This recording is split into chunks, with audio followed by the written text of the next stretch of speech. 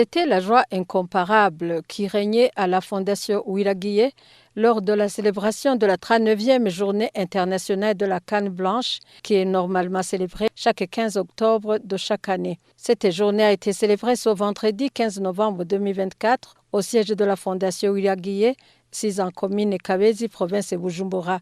Cette activité a été honorée par la présence des représentants du ministère en charge de la solidarité nationale, l'homme d'affaires François Ouira-Guillé et son épouse Ouira-Guillé Sylvie, le représentant de l'Union des aveugles en Afrique, les agences du système des Nations Unies œuvrant dans le domaine de la promotion et la protection des personnes vivant avec handicap, les organisations étatiques et non étatiques qui œuvrent dans la protection dans ce domaine et bien d'autres. Après avoir contemplé les différentes réalisations de la Fondation Ouira-Guillé, ils ont tous félicité la famille Ouira-Guillé pour cette œuvre à la valeur inestimable. Ainsi, Marie-Thérèse Kamango a remercié le gouvernement pour le pas franchi dans la ratification des textes internationaux relatifs aux droits de l'homme et a interpellé le gouvernement de signer aussi le traité de Marrakech. Nous remercions le gouvernement burundais pour la ratification du protocole de la Charte africaine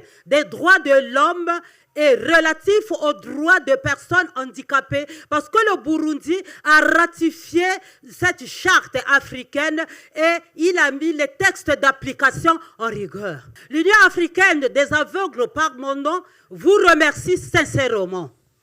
Il reste la ratification du traité de Marrakech qui a vu le jour à Marrakech plus de 10 ans. Ce traité de Marrakech donne libre circulation des libres. Je vous exhorte qu'il faut ratifier ce traité de Marrakech.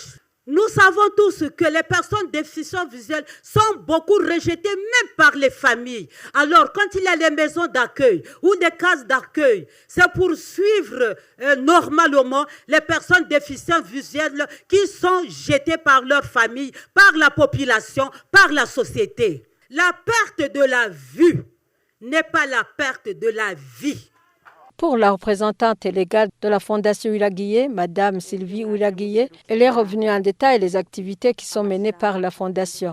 Elle a remercié le gouvernement du Burundi, en tête le chef de l'État.